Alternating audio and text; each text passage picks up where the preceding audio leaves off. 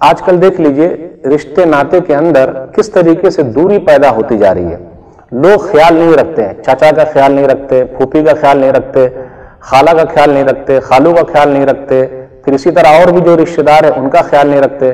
اچھا آپ ہی بتائیے، آخری وقت کب آپ نے اپنے چچا کو فون کیا ہے، کب خالو کو فون کیا ہے، کب پھوپھی کو فون کیا ہے؟ بھلا بتائیے.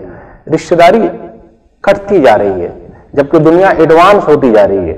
ہونا یہ چاہیے تھا جب ہر چیز فری ہو گئی تو ہم اور آپ اور زیادہ ملتے، لیکن دوری پیدا ہوتی جا رہی ہے. موبائل فون کے اندر بھی ہم لوگوں کو جتنے فائدے مل رہے ہیں لیکن کہاں ہم اور آپ فون کر رہے ہیں. پہلے لوگ ملنے کے لیے جاتے تھے 6 مہینہ میں، محبت بڑھتی تھی. آئیے ہم اور آپ کیا کریں، رشتے ناتے کو بچا کر کے رکھیں. کوئی اگر کاٹنا بھی چاہتا ہے تو ہمیں اور آپ کو نہیں کاٹنا.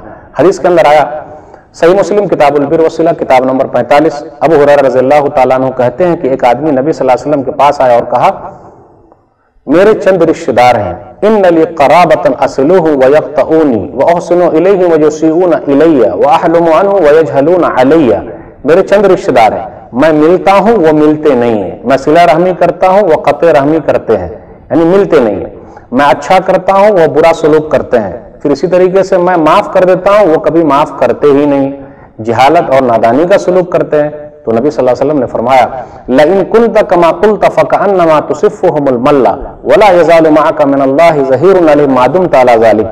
تم جو بات کہہ رہے ہو اور اپنی بات کہنے میں سچے ہو، تم اسی طریقے سے کرتے جاؤ گویا کہ تم اس کے منہ میں راکھ ڈال رہے ہو اور ایک فرشتہ تمہاری مدد کے لیے لگا ہوا ہے. اللہ اکبر، کتنا بڑا مقام ہے.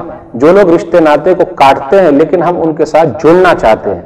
اب ایسا نہیں چائے پر بلایا تو ہم نے بھی بلا لیا، یہ برابری والا مسئلہ رشتے ناتے کو نبھانا نہیں ہوا، بلکہ جو کاٹ رہا ہے اس کے ساتھ نبھانا، ان کے ساتھ جڑنا. جو بھاگنا چاہتا ہے اس کے ساتھ ملنا، اور اگر ملیں گے تو بڑا فائدہ ہوگا. حدیث کے اندر کیا آیا، سنن الترمذی کتاب البر والصلہ کتاب نمبر 25، اس کے اندر آیا، تعلموا من انسابکم ما تصلون به ارحامکم. لوگوں رشتے ناتے کا علم سیکھو، علم انساب سیکھو، حسب و نسب کو سیکھو. فإن صلۃ الرحم محبۃ فی الاہل مسرات فی المال منسات فی الاثر. کیونکہ صلہ رحمی جو ہے، رشتے ناتے کا جو خیال رکھنا ہے، کیا ہوتا ہے اس کے ذریعے؟ محبت پیدا ہوتی ہے، محبت پیدا ہوتی ہے. اس سے فائدہ کیا ہے؟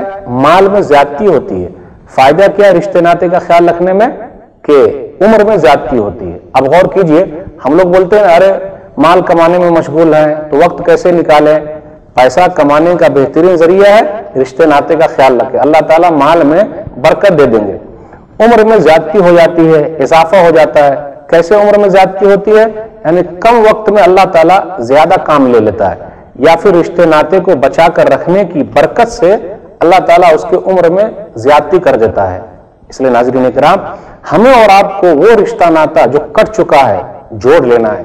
آپ یاد کیجئے، کسی سے اگر کاٹے ہوئے ہیں تو جوڑ لیجئے. نیک لوگوں کی نشانی یہ ہے جو رشتے ناتے کو کاٹتے نہیں ہیں بلکہ جوڑ کے رکھتے ہیں، تو یہ جنتی لوگ ہیں. اور برے لوگ وہ ہیں جو رشتے ناتے کو کاٹتے رہتے ہیں، اور جو لوگ بھی رشتے ناتے کو کاٹیں گے ان کا ٹھکانہ کہاں ہے؟ جہنم ہوگا.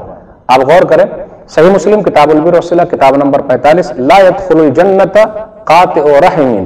جو رشتے ناتے کو کاٹتا ہے وہ جنت کے اندر داخل نہیں ہوگا.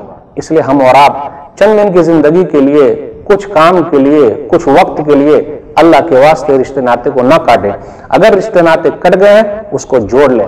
اللہ سے دعا ہے کہ اللہ جو دوری پیدا ہو گئی ہے دلوں کو ملا دے، دل سے بغض، کینہ، حسد، جلن سب کو تو ختم کر دے. آمین. وآخر دعوانا الحمدللہ رب العالمین، وصلی اللہ علی نبینا محمد وآلہ وصحبہ اجمعین، والسلام علیکم ورحمۃ اللہ وبرکاتہ.